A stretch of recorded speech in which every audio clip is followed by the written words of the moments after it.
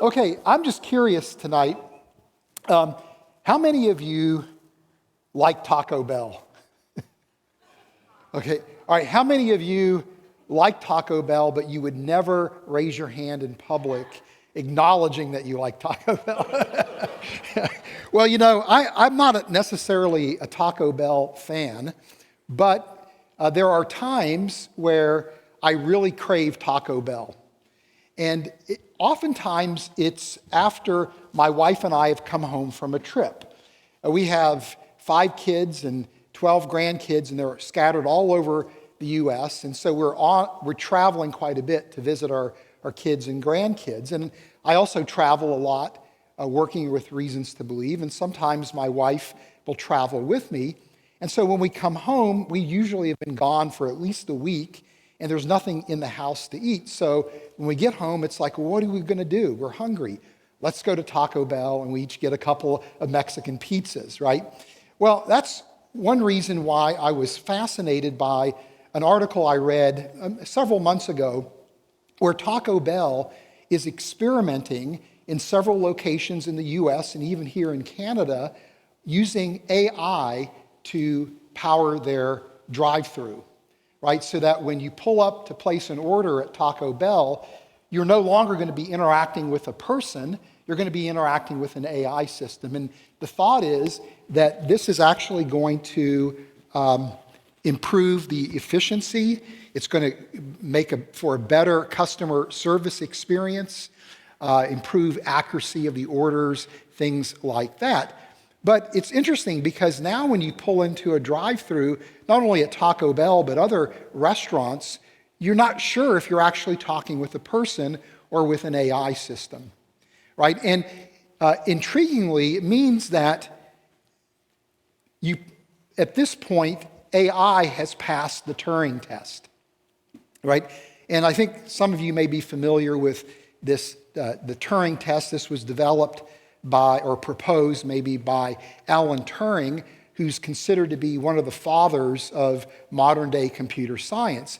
And his idea was that if your interaction with a computer or with a machine is indistinguishable from your interaction with a human being, then you would have to conclude that that machine is like a human. That machine, you might argue, is a person. Now, there are plenty of problems with the Turing test, right? But it's intriguing because we are really on the cusp of people beginning to think about AI systems as having the status of personhood, right? And perhaps one of the most extreme examples of this, maybe you remember this, was in the summer of 2016, the government of Saudi Arabia granted citizenship to Sophia. And Sophia is a robotic system that is powered by AI. And Sophia is built by Hanson Robotics, which is headquartered in Hong Kong. And the idea behind Sophia is to create this robotic system that is designed to emotionally connect with the user. And the thought is that there are so many people in the world who are no longer interacting with other human beings, particularly elderly people who oftentimes are confined to living quarters and really have no interaction for the most part with other humans. So the thought is that by creating this robotic system that could form an emotional bond with the patient, that it would actually improve the mental and physical health. So we are seeing some interesting things happening when it comes to technology that are exciting, they're frightening to some degree, but they actually are raising a fundamental question, which is, who are we as human beings? Are we special? Are we exceptional? Are we unique as the Bible teaches? As human beings, according to Scripture, we bear God's image, and we're unique in that we bear God's image. But if we can create an AI system that is just like us, what does it mean when we think about who we are as human beings, particularly in a Christian context? And then, of course, we also have a movement called transhumanism. I think maybe some of you are familiar with this idea. And this is a philosophical idea, a philosophical program in which the vision or the goal is to use advancing technology to modify human beings, to fundamentally alter human beings, with the idea that as human beings we have certain limitations, that we have certain flaws in our biological makeup, and that if we can step in and correct those flaws, if we can overcome those limitations, we can mitigate pain and suffering in the world and perhaps even create a type of utopia where human beings, again, are going to be better suited to live in a technological world that we are making. But the idea behind transhumanism is that, again, we can use technology to make human beings more intelligent, to make human beings physically more adept, to make human beings more psychologically well-adjusted. Now, this idea of transhumanism has been with us for well over a century, but nobody really took the idea too seriously until the last decade or so, where now this idea has moved into the academic mainstream and is gaining a foothold in our culture at large. And I'm going to be spending a significant amount of time talking about transhumanism tomorrow at Tyndale. But for our purposes tonight, the idea here is that, again, this idea of transhumanism has long been considered a fringe idea, but we now see advances in CRISPR gene editing, where we can use this new technique to modify the human genome. And the thought is that this could revolutionize medicine by providing us a means to treat genetic disorders, maybe even cure people with genetic disorders. There was just a clinical study, a small-scale clinical study, where 75% of the people in the study were cured of sickle cell anemia using CRISPR gene editing. But if you can modify the human genome to correct genetic defects, what's stopping you from modifying the genome to create designer babies or to genetically enhance human beings?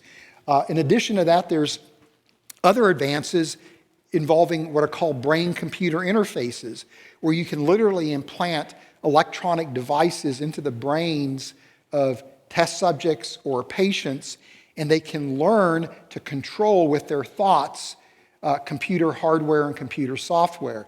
This is going to, again, revolutionize medicine in terms of how we treat patients that are locked in, that can't communicate because of a brain injury. It's going to revolutionize how we treat amputees, because these patients can learn to control robotic prosthetic limbs. And that also means that you could maybe even treat quadriplegic and paraplegic patients by giving them the capacity to control with their thoughts exoskeletons that are now going to grant them mobility. But again, this same technology that can be used for wonderful medical purposes can be used to enhance human beings, to augment our intelligence, to enhance our strength, where you could envision creating a type of human-machine hybrid, a cyborg, if you will. Right? And so these advances are exciting, they're interesting, they raise a lot of questions, but for many people, particularly those who hold to this transhumanist vision, they see this as ultimately undermining our status as image bearers, as human beings. They see this as undermining our exceptional nature as human beings. Peter Clark, who is a transhumanist thinker, and I actually debated Peter Clark a couple of times, he said this: as a philosophical movement, transhumanism advocates for improving humanity through genetic modifications and technological augmentations based upon the position that there is nothing particularly sacred about the human condition. That's the key statement there. It acknowledges up front that our bodies and our minds are riddled with flaws that not only can, but should be fixed. Even more radically, as the name implies, transhumanism embraces the potential of one day moving beyond the human condition, transitioning our sentience into more advanced forms of life, including genetically modified humans, superhuman cyborgs, and immortal digital intelligences. And so again, when you start thinking about what the implications of transhumanism are, particularly for the Christian faith, again, it raises questions. Who are we as human beings? Are we unique? Are we exceptional? And all of this is happening in a context that has already raised questions about what does it mean to be made in God's image? What does it mean to be a human being? And that context has been shaped over the last 150 years by an evolutionary perspective on our origins as human beings. When Darwin wrote on the origin of species, he was very careful as he advanced his theory of evolution to not discuss its implications for humanity. But a little bit over a decade later, in The Descent of Man, he essentially applied human evolution to the origin of humanity, arguing that human beings, like all other living organisms, have evolved. That there's nothing, again, special about us. There's nothing unique or exceptional about us. That this idea that we're made in God's image is an idea that needs to be abandoned. Where his view was that everything about us that we think makes us special as human beings has its antecedent in these evolutionary forms that precede us in evolutionary history. These are famous words that Darwin wrote in The Descent of Man, where he says, in a series of forms graduating insensibly from some ape-like creature to man as he now exists, it would be impossible to fix on any definite point when the term man ought to be used. He goes on to say, the difference in mind between man and higher animals, great as it is, certainly is one of degree, not kind. That we really are no different than any other creature on the planet. We're not exceptional. So within an evolutionary framework, advances in AI, ideas like transhumanism raise questions that make it hard in the minds of many people to retain a biblical perspective on human beings as image bearers. Where many people today would argue this idea that humans bear God's image is this antiquated idea based on some kind of ancient myth, that there's nothing really that separates us or causes us to stand apart from other creatures. And the central question really for all of us as we think about this is, are we truly different in degree, or are we fundamentally different in kind from other creatures and even from AI systems? Right? Are we different in degree, or are we different in kind? And even though this idea that we differ only in degree, not kind, has shaped anthropology since Darwin's time, there is a growing minority of evolutionary anthropologists who are not necessarily friends of the Christian worldview, who actually argue that we've had it wrong. That when we really look at the data in front of us in terms of comparative behavioral studies with other animals, when we look at how Neanderthals displayed capabilities in the fossil record and the archaeological record, that it really does look as if human beings are exceptional, that we're different in kind. And this is a revolution in thinking when it comes to anthropology, is that maybe we've gotten it wrong, that we really are different in kind. And one of those scientists who is advocating this idea is Thomas Suddendorf, who's an evolutionary psychologist. And a number of years ago, he wrote this book that I would recommend called The Gap. This is a secular book. It's not written from a Christian perspective. It's written from an evolutionary perspective, but he argues that human beings are actually different in kind, not different in degree. And this is what he writes. He says, as human beings, we reflect on and argue about our present situation, our history and our destiny. We envision wonderful, harmonious worlds as easily as we do dreadful tyrannies. Our powers are used for good as they are for bad, and we incessantly debate which is which.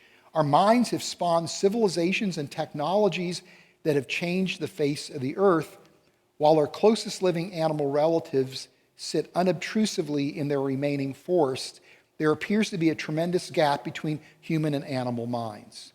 Now, on one hand, you could argue this is self-evident, right? But when you think about what he's written in light of the evolutionary paradigm, this is radical, right? Because from an evolutionary perspective, about 6 to 7 million years ago, humans and chimpanzees and bonobos shared an evolutionary ancestor, and that ancestral group gave rise to two lines, one that culminates in modern humans and one that culminates in chimpanzees, in bonobos. And his point is, chimps and bonobos are on the verge of extinction, and we've sent people to the moon, right? And so how do you explain that difference? There's got to be something that's fundamentally different about humans to account for this difference in outcomes, in evolutionary outcomes. More recently, this past year, Suddendorf has written another book called The Invention of Tomorrow. And what he argues in this book is that human beings have this unique ability to invent our future. Now, what he's getting at here is that as human beings, we are capable of mental time travel. You do it effortlessly. You may not even think about the fact that probably you spend more time thinking about what happened in the past and anticipating what's happening in the future than you actually spend in the present, right? This is an ability that we have as human beings, is that we can think about what happened in the past and that we can then do some very interesting things. Like we can not just simply remember what happened in the past and learn from that, but we can actually think through alternate actions that we could have taken, and then anticipate what kind of trajectory would that have? How would that have changed the outcome, right? So we create these imaginary scenarios, and that we can actually learn from imaginary events that never have happened. And then we can project ourselves into the future and think about different types of outcomes that we would like, different types of futures that we could envision, and then we can think through the sets of steps we would need to take in order to achieve a particular future. And we can then actually execute those, that we can literally invent the future that we would like. That this is a capability that only humans have, There's no other creature that has this capacity for mental time travel.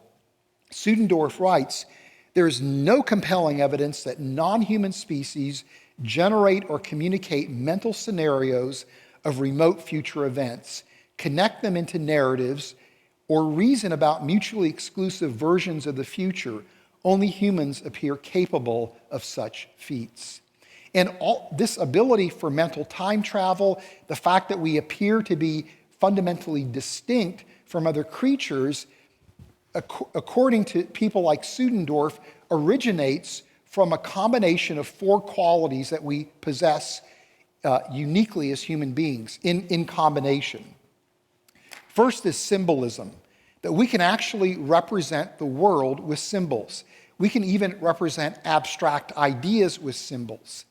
And we can then do something very interesting, is that we can combine and recombine those symbols in a near infinite number of ways that create narratives. And that this is the basis for language, it's the basis for music, it's the basis for art. And that we are unique as human beings in our capacity for symbolism. We also have theory of mind, which means that we recognize that other people have minds like ours, and we can anticipate what they're thinking, we can anticipate what they're feeling, and then we have this compulsion to integrate our minds together. And we do this through very complex societal structures, where there's hierarchical relationships that we have and maintain in order to connect our minds together, and that it's this combination of 4 qualities that separates us, that makes us unique, that gives us the capacity for mental time travel. And if you think about this for a minute, you could argue that these qualities that make us exceptional are scientific descriptors of what we would call the image of God as Christians, right? And that you can take this case for human exceptionalism and utilize that as an argument that human beings indeed bear the image of God, that we can make a scientific case for the image of God. Now, what's interesting to me is that this idea that we are one of a kind, that we are different in kind, not different in degree, has further support, not only in terms of our behavioral capacity, but also in terms of our anatomical characteristics. That whether you realize it or not, as modern humans, we all in here are what are technically called anatomically and behaviorally modern humans. As modern humans, we have a really unusual skull shape. Our skulls are globed shape, and our faces are flat. And this is in contradistinction to other hominins that we see in the fossil record. So, for example, Neanderthals probably had a brain that was larger than ours, but their brain shape was fundamentally different. The Neanderthal skull is elongated, and the face actually juts outward. And as a result of that, it impacts the brain shape, including the parietal lobe, which is expanded in humans, and parts of the temporal lobe. And in fact, Neanderthals had very large eye sockets, which correlates with a greater area of their brain being devoted to visual processing. And so as humans, because we have smaller eye sockets, more of our brain is devoted to higher order mental processing. In other words, our brain shape is fundamentally different from Neanderthals. And in studies, people have shown that other hominins that preceded Neanderthals in the fossil record, like Homo heidelbergensis and Homo erectus, had brain shapes very similar to Neanderthals. The only difference was Neanderthals had a larger size. So anatomically, we stand apart, and the difference in terms of our brain shape is the type of differences you would expect that would allow us to have those four capacities that make us exceptional, that make us unique. Now, it turns out that this globular skull shape appears at about 130,000 years ago. So this would be the time where we see the appearance of modern humans in the fossil record. What's interesting is that when we look at the archaeological record, there's something very interesting that happens at that time. Symbolism is born. Now, I think probably many people are familiar with the cave art that's found in Europe. Despite the claims that you hear, this cave art was produced by modern humans that made their way into Europe. And cave art is a reflection of symbolic capability. Language doesn't preserve in the archaeological record, art does, and so art becomes a proxy for language and for our symbolic capability. Well, it turns out that this art in Europe dates at about 30 to 40,000 years in age. Recently, there's been a flurry of discoveries of cave art in Southeast Asia that actually dates older than the art in Europe, but yet it's identical in terms of its character and its nature to the cave art in Europe, which means that humans, when they made their way into Europe and in Asia, as humans began to migrate around the world, would have already had that capability, would have already possessed that capacity. This is what Christopher Stringer has said. It's a really important find. He's referring to the cave art in Southeast Asia. It enables us to get away from this Eurocentric view of a creative explosion that was special to Europe and did not develop in other parts of the world until much later. The basis for this art was there 60,000 years ago. It may have even been there in Africa before 60,000 years ago, and it spread with modern humans. And in fact, if we look at artifacts from caves in coastal South Africa, we see evidence for symbolism that goes back arguably 80,000 years ago. And I'm not going to get into the details of this argument, But Miyagawa at MIT, who's a paleolinguist, actually argues that this capacity for symbolism goes back to about 130,000 years ago. So what we see happening is that at the time where this globular skull shape appears, the capacity for symbolism appears coincidentally, and it's associated uniquely with modern humans.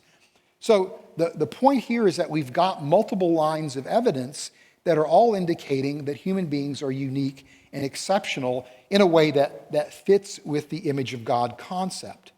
Well then, what about AI systems, right? What about AI systems? Are they becoming like us as human beings? Well, I think the answer to that is yes and no. AI systems are very sophisticated software systems that are designed to mimic human beings. But they are fundamentally different from us. Because the way that we solve problems as human beings is through primarily mental time travel, right, as I just described. That we have this open-ended generative capacity, and that is how we solve problems. The way AI systems solve problems is very similar to how animals solve problems. Animals can do some remarkable things. And the more we study animals, the more remarkable they are. But everything that they do is ultimately through associative learning, right? This is the Pavlovian response, right? With an AI system, you have a particular input and you expect an output. And if that output is close to what you would expect, you score it high. That's like a reward that you would give an animal in order to ensure that it repeats a certain behavior. If the output is different than what you would expect, then you would score it low, right? That's like a punishment. So AI systems, at the end of the day, are developing very sophisticated capabilities through associative learning. So they're fundamentally different from us. But because AI systems are becoming more and more like us in terms of mimicking us, we have a tendency to look at them and think that they are like us. And the reason why we do that is because we anthropomorphize. We treat animals, we treat machines like they were humans. We see animals doing something and we attribute human motives to them. We think that they are thinking in the same way that we are. Or we see machines doing something and we personify them. But why do we do that? Why do we anthropomorphize? Because we have theory of mind, right? That's part of what makes us unique as human beings. And so we can't turn theory of mind off. That theory of mind that allows me to anticipate what other human beings are thinking, for me to understand their motives, what they are feeling, I can't turn that off. You can't turn that off. We start applying it to everything, and we think that everything is like us. And so if you have an AI system that is expertly designed to mimic human beings, it's going to be very easy to anthropomorphize that and think that this is a person when in fact it's not. It's just very sophisticated software. And then finally, well, what about transhumanism, right? You know, is there really nothing truly sacred about the human condition? Well, again, if you think about it, this idea of transhumanism is only possible because as human beings, we differ in kind from other creatures. There's been no other creature that has ever existed or exists today that has ever given thought to using technology to modify itself. We are unique in that vision, right, as human beings, right? We are unique in that vision. There's got to be then something special about us in order for us to do that type of thing, right? And so in the book that I collaborated on with Ken Samples, who's sitting there, Humans 2.0, we write, human beings are the only species that exist today or have ever existed that can create technologies to enhance our capabilities beyond our biological limits, work towards affecting our own immortality, and take control of evolution, ushering in a post-human world. These possibilities stem from our unique and exceptional capacity to investigate and develop an understanding of nature, including human biology, through science, and then turn that insight into technology. And those capabilities are only possible because we differ in kind, not differ in degree. No other creature has science, no other creature has technology. So even though it's very become vogue to think about this idea of humans bearing God's image as part of an ancient Hebrew myth, even though many people question whether or not human beings are truly exceptional, right, that shaped by the Darwinian paradigm and advances in AI, the fact of the matter is this idea of the image of God is more robust today, scientifically speaking, than at any time in human history. And of course, the implications are profound, are they not? Because if we indeed are unique and exceptional, if we indeed have abilities that make sense to think about us as image bearers, then it means that Christian ethics are in play, that every human life has infinite worth and value. And it also means that the gospel has credibility, because the heart of the gospel is that as image bearers, we uniquely can enter into a relationship with God mediated through the person of Christ.